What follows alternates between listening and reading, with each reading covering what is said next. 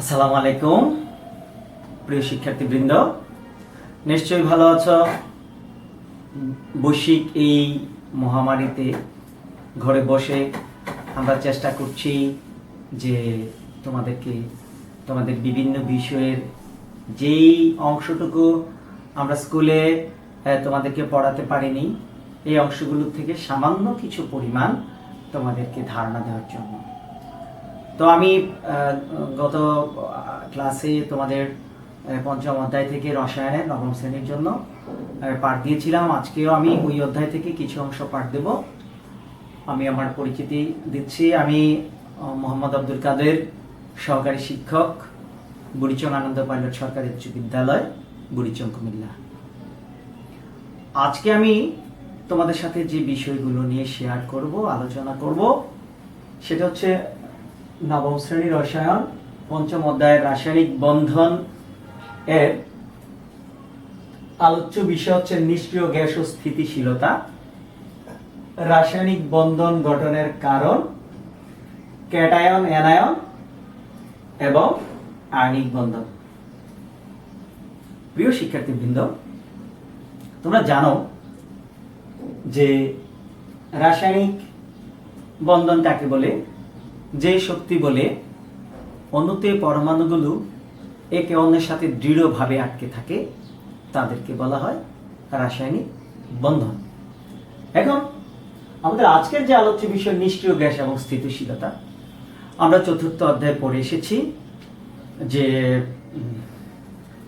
আমাদের পর্যায় সারণীর 18 গ্রুপের যে মৌলগুলো আছে, হিলিয়াম, নিয়ন, আর্গন, ক্রিপ্টন, জেনন এবং রেডন, তাদেরকে আমরা নিষ্ক্রিয় মৌল বলি। এই নিষ্ক্রিয় মৌল বলার পিছনে আসলে কি কারণ আছে, সেই কারণ খুঁজতে গিয়ে আমরা ইলেকট্রন বিন্যাসে দেখেছি যে তাদের সর্বশেষ শক্তি স্তরের ইলেকট্রন গতানুগতিক অন্যান্য মৌলগুলোর চেয়ে একটু ব্যতিক্রম। কেমন ব্যতিক্রম? আমরা এখানে নিষ্ক্রিয় গ্যাসের ইলেকট্রন বিন্যাসটা আমি দেখিয়েছি। এই ইলেকট্রন বিন্যাসে দেখা যায়, আমরা জানি যে কোন মৌলের সর্বশেষ শক্তি স্তর যদি ইলেকট্রন পূর্ণ থাকে, অর্থাৎ অষ্টক পূর্ণ থাকে, তাহলে সেক্ষেত্রে সেই মৌলটাকে বলে আমরা নিষ্ক্রিয় মৌল। এইখানে আমরা দেখছি যে নিয়নের পারমাণবিক সংখ্যা দুটি ইলেকট্রন আছে। নিয়নের ইলেকট্রন বিন্যাস যদি আমরা ধরি, তার সর্বশেষ শক্তি স্তর হচ্ছে দুটি ইলেকট্রন। হিলিয়ামের সর্বশেষ শক্তি স্তরে হচ্ছে দুটি ইলেকট্রন। আবার নিয়নের ক্ষেত্রে যদি ধরি, নিয়নের সর্বশেষ শক্তি স্তরে হচ্ছে 8টি ইলেকট্রন। ঠিক আর্গনের সর্বশেষ শক্তি স্তরে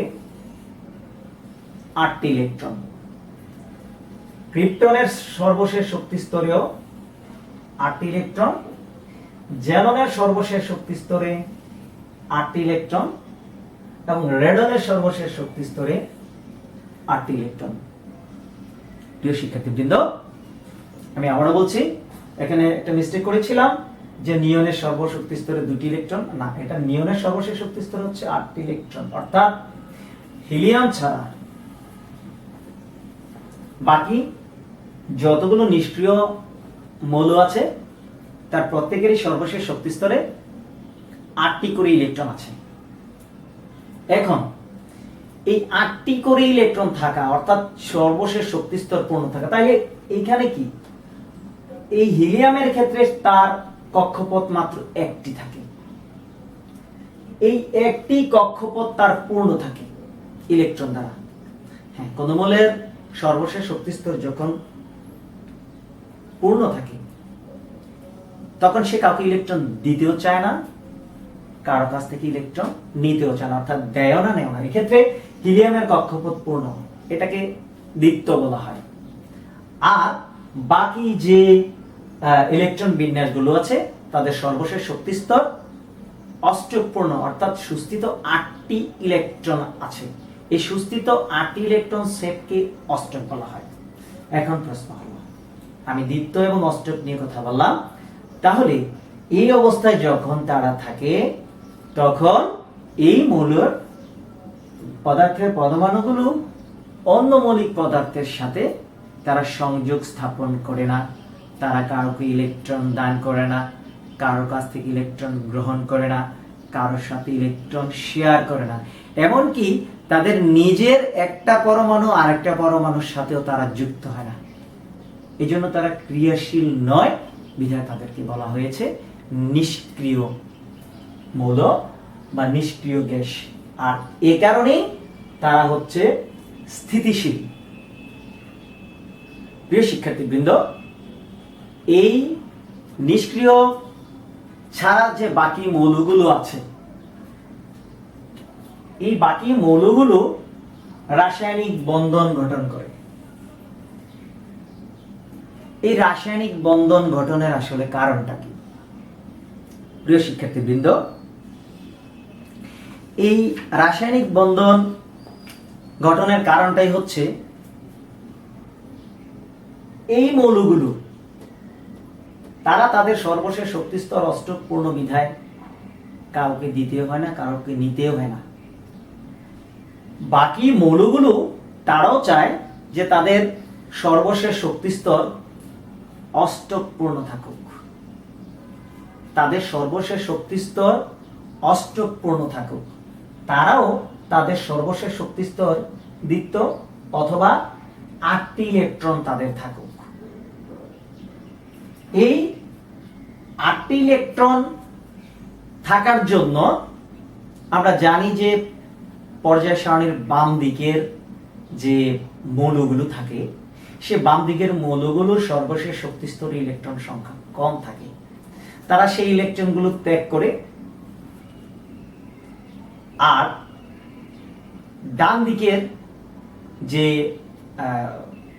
পর্যায় সারণীর ডান দিকের যে মৌলগুলো আছে, সে মৌলগুলোর সর্বশেষ শক্তি স্তরে ইলেকট্রন সংখ্যা বেশি থাকে।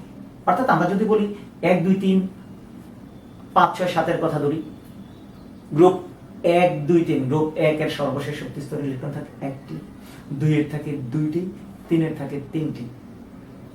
তো তারা কি করতে চায়? তারা চায় তারা যদি সর্বশেষ শক্তি স্তরের একটা ইলেকট্রন ত্যাগ করে দেয় তাহলে অষ্টক পূরণ করতে পারে। যেমন আমি এখানে ছোট্ট একটা উদাহরণ দিলে বিষয়টা আরো বেশি ক্লিয়ার হয়ে যাবে। আমরা যদি সোডিয়ামের কথা ধরি, 2 8 1, এই হচ্ছে সোডিয়াম। প্রিয় শিক্ষার্থীবৃন্দ, এই সোডিয়াম সবাই তো স্বয়ংসম্পূর্ণ হতে চায়, নিষ্ক্রিয় গ্যাসের মতো, কাউকে দেব না, কারোর কাছ থেকে নেব না, আমি আমার মতো থাকব। সোডিয়ামের খুব ইচ্ছা কার মতো হইতে? নিয়নের মতো হওয়ার জন্য, নিয়নের ইলেকট্রন বিন্যাস অর্জন করার জন্য। এক্ষেত্রে সোডিয়াম তার সর্বশেষ শক্তি স্তরের ইলেকট্রন ত্যাগ করতে পারে। সোডিয়ামের কোনোভাবেই পসিবল না যে অষ্টক পূরণ করার জন্য আর 7টা ইলেকট্রন সে গ্রহণ করবে। এত সংখ্যক ইলেকট্রন কেউ সোডিয়ামকে দিবে না যে তুমি অষ্টক পূরণ করাবো। আবার যদি আমরা যেমন ক্লোরিনের কথাই যদি ধরি, যে সর্বশেষ শক্তি স্তরে অর্থাৎ গ্রুপ 17 গ্রুপে যারা আছে তাদের সর্বশেষ শক্তি স্তরে ইলেকট্রন থাকে 60টি। সেই ক্ষেত্রে কি সে এই 60টি ইলেকট্রন গ্রুপ 1 এর কাউকে দিবে না গ্রুপ 1 থেকে নেবে? তখন এই মৌলগুলো তারা তাদের নিকটবর্তী এই নিষ্ক্রিয় গ্যাস যারা আছে তাদের ইলেকট্রন বিন্যাস অর্জন করার জন্য তারা ইলেকট্রন গ্রহণ বা বর্জন করে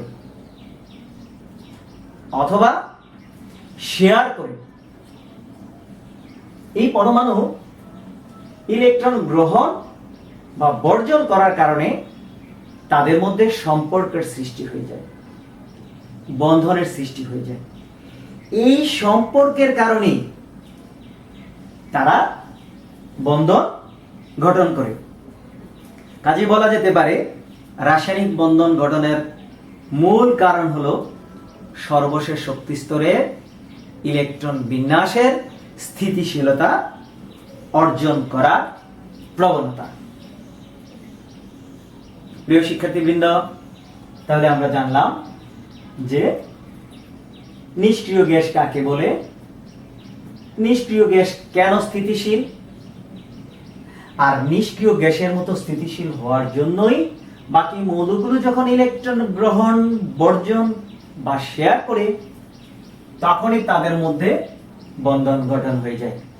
তাহলে আমরা বলতে পারি যে পরমাণু সমূহ নিষ্ক্রিয় গ্যাসের ইলেকট্রন বিন্যাস অর্জন করার জন্য তাদের ইলেকট্রন গ্রহণ, বর্জন বা শেয়ার যখন করে তখনই রাসায়নিক বন্ধন তৈরি করতে পারে। তারা আয়নিত হয়ে যায়, তখন আর পৃথক থাকতে পারে না, একত্রিত হয়ে যায়, বন্ধন গঠন হয়ে যায়, তাদের মধ্যে ইলেকট্রনের লেনদেন হয়ে যায়, দেয়া নেয়া হয়ে যায়। আমরা এখানে একটু পড়ে আসছি।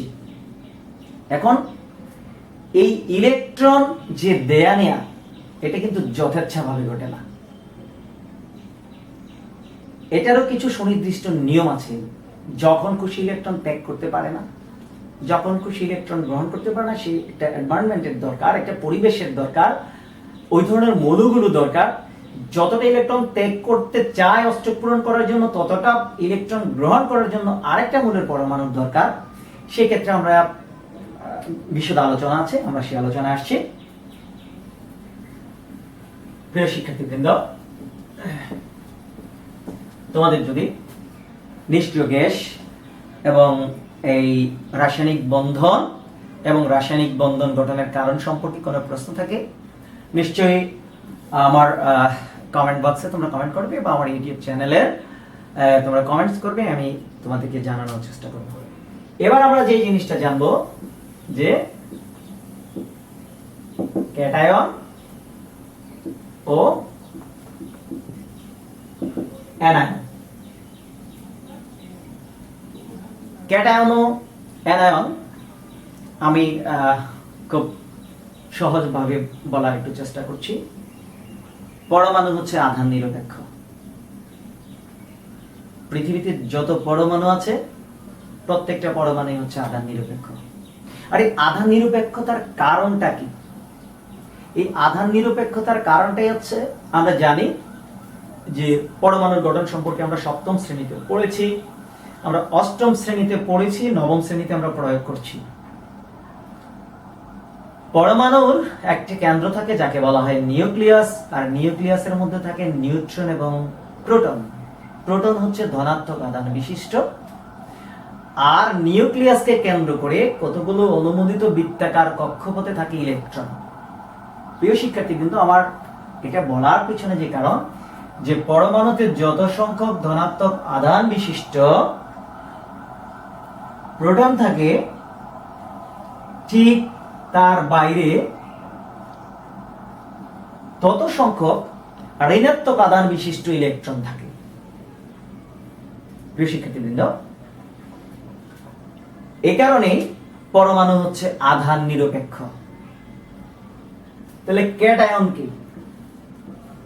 এই ক্যাটায়ন হচ্ছে ধনাত্মক আধান বিশিষ্ট আয়ন বা ধনাত্মক আধান বিশিষ্ট পরমাণু হচ্ছে ক্যাটায়ন, আর ঋণাত্মক আধান বিশিষ্ট পরমাণু হচ্ছে অ্যানায়ন।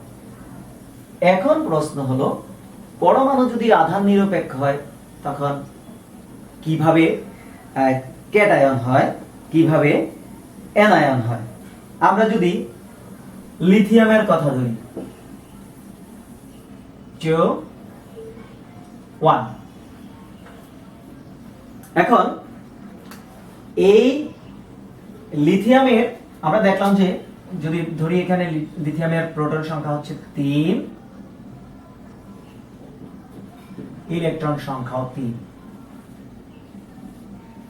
প্রিয় শিক্ষার্থীবৃন্দ, এখন তোমরা আবার নিষ্ক্রিয় গ্যাসের কথা একটু বলছি। এই লিথিয়াম পরমাণু কি করছে, সে চাচ্ছে আমি তো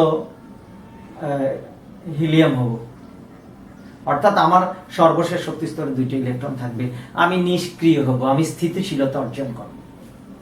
তখন এই লিথিয়াম অন্য কোন মৌলের পরমাণু যখন পায় যে একটি ইলেকট্রন গ্রহণ করবে, সে খুব দ্রুতই তার সর্বশেষ শক্তি স্তরে ইলেকট্রন দিয়ে দেয়।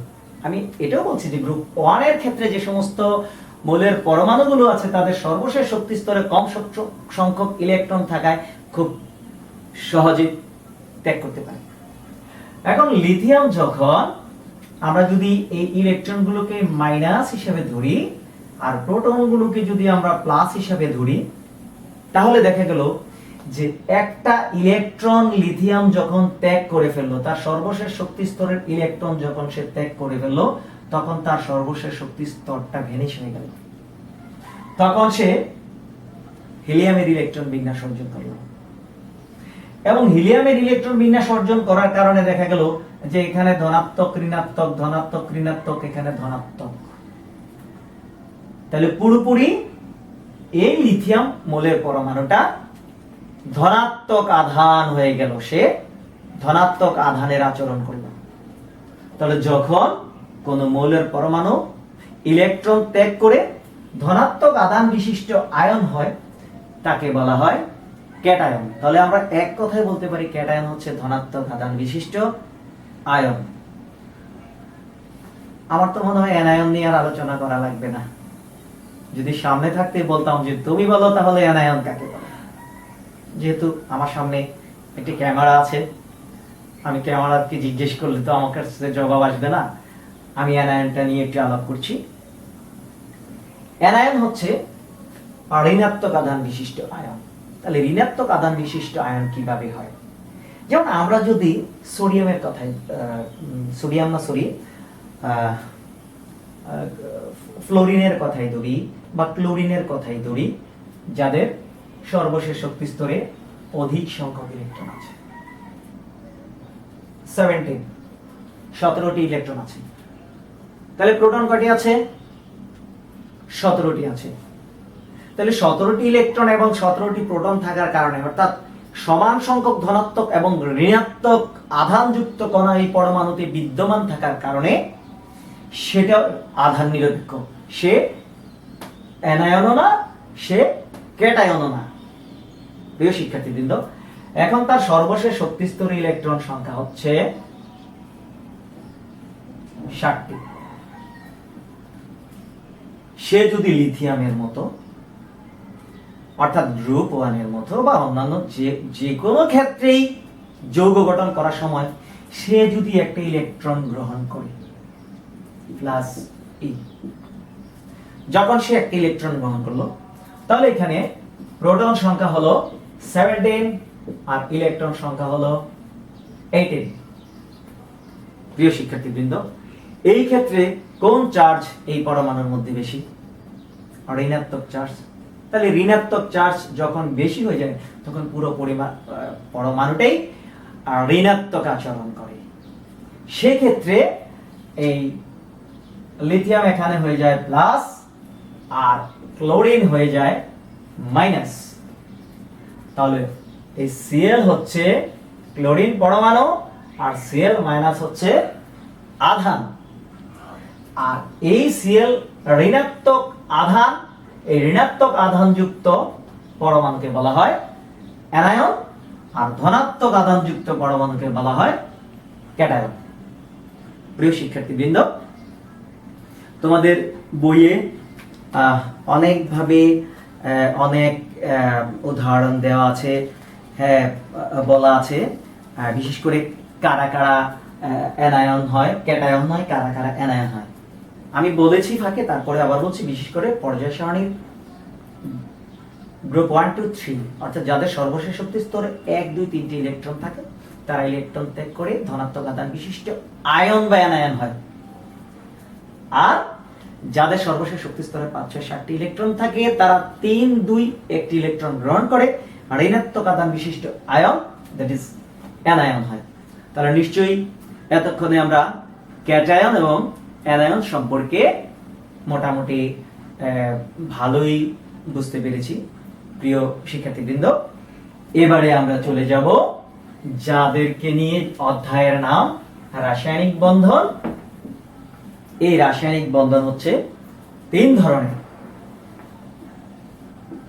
একটা বন্ধন হচ্ছে আয়নিক বন্ধন, আরেকটা বন্ধন হচ্ছে সমযোজী বন্ধন, আরেকটা বন্ধন হচ্ছে ধাতব বন্ধন। প্রিয় শিক্ষার্থীবৃন্দ, আমি এখন আলোচনা করব তোমাদের সাথে আয়নিক বন্ধন নিয়ে।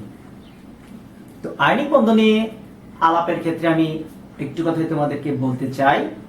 তবে এই মুহূর্তে চিন্তা করো যে তোমরা আয়নিক বন্ধন বুঝো, কারণ আমার এতক্ষণের আলোচনায় আয়নিক বন্ধনের অনেক কথাই চলে আসছে। আয়নিক বন্ধন কার কার মাঝে হয় আমরা আগে সেটা জেনে নেই। আয়নিক বন্ধন হয় ধাতু ও অধাতুর মধ্যে।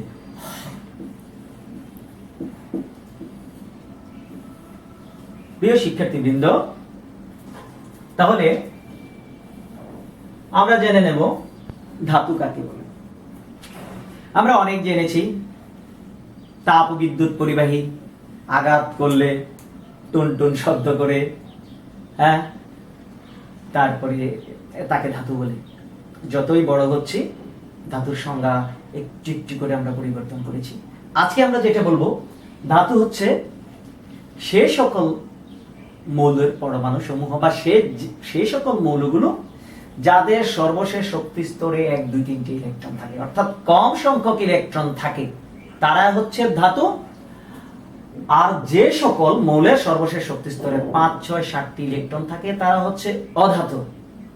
তাহলে ধাতু এবং অধাতুর মধ্যে যে বন্ধন হয় তাকে বলা হয় আয়নিক বন্ধন। আমাদের পরিচিত দুটা ধাতু নিয়ে, সোডিয়াম এবং ক্লোরিন।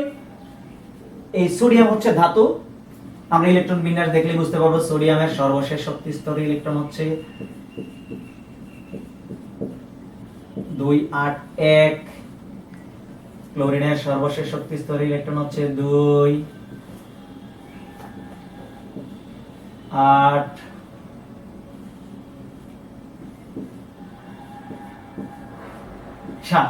প্রিয় শিক্ষার্থীবৃন্দ, আমরা কিছুক্ষণ আগে যে নিষ্ক্রিয় গ্যাস নিয়ে আলোচনা করেছি, সেই ক্ষেত্রে তোমরা নিশ্চয়ই বুঝতে পারছো এখানে কে ইলেকট্রন দেবে, কে ইলেকট্রন নেবে। তাহলে নিশ্চয়ই এই সোডিয়াম ইলেকট্রন দিবে। সোডিয়াম ইলেকট্রন দিবে কাকে? ক্লোরিনকে। কাকে দিবে? ক্লোরিনকে। তাহলে এই একটা ইলেকট্রন যখন সোডিয়াম ক্লোরিনকে দিয়ে দিল, তাহলে সোডিয়াম 2 আর নিয়নের ইলেকট্রন বিন্যাস অর্জন করলো। আর সে যখন একটা ইলেকট্রন ক্লোরিন পেল, সে আর্গনের ইলেকট্রন বিন্যাস অর্জন করলো। খুব খুশি, আমি নিষ্ক্রিয় গ্যাস ইলেকট্রন বিন্যাস অর্জন করতে পেরেছি। এই খুশির পরে কিন্তু একটা বিষয় আছে যে এই সোডিয়াম একটা ইলেকট্রন ত্যাগ করলে সে ধনাত্মক আধান বিশিষ্ট আয়ন, এবং ক্লোরিন একটা ইলেকট্রন গ্রহণ করে ঋণাত্মক আধান বিশিষ্ট আয়ন। এখন এই যে বিপরীতধর্মী আয়ন বা বিপরীতধর্মী আধানের, তোমরা জানো চুম্বকের বিপরীত মেরু আকর্ষণ, বিপরীত অনেক কিছুর আরো আকর্ষণ আছে, আমি সময় খুবই কম, আমি বলতে পারছি না। এখন এই যে ইলেকট্রন ত্যাগ করে গ্রহণ করে তারা কিন্তু চলে যেতে পারলো না, তারা বিপরীতধর্মী আধান হলো। আর এই বিপরীতধর্মী আধান পরস্পরকে আকর্ষণ করে, আর বিপরীতধর্মী আধান এই পরস্পর আকর্ষণের ফলে তাদের মাঝে একটা বন্ধন সৃষ্টি হয়। বন্ধন সৃষ্টি হয়ে তারা কি করে? সোডিয়াম ক্লোরাইড যৌগ গঠন করে। অর্থাৎ আমরা যদি লিখি যে sodium minus e is equal to sodium plus আর chlorine plus e is equal to CL minus, তাহলে কি হলো? এখানে এখানে হয়ে গেল Na প্লাস সিএল মাইনাস। অর্থাৎ প্রিয় শিক্ষার্থীবৃন্দ, এখানে এই সোডিয়াম এবং ক্লোরিন ইলেকট্রন গ্রহণ, ইলেকট্রন বর্জন এবং ইলেকট্রন গ্রহণের ফলে বিপরীতধর্মী আধানে পরিণত হয়েছে, এবং বিপরীতধর্মী আধান পরস্পরকে আকর্ষণ করার ফলে তারা যে বন্ধন গঠন করছে তাকে বলা হয় আয়নিক বন্ধন। আর আয়নিক বন্ধনের ফলে যে যৌগ গঠিত হয় তাকে বলা হয় আয়নিক যৌগ। প্রিয় শিক্ষার্থীবৃন্দ, আমি আরেকটি ক্লাসে তোমাদের জন্য সমযোজী বন্ধন এবং ধাতব বন্ধন নিয়ে আসবো।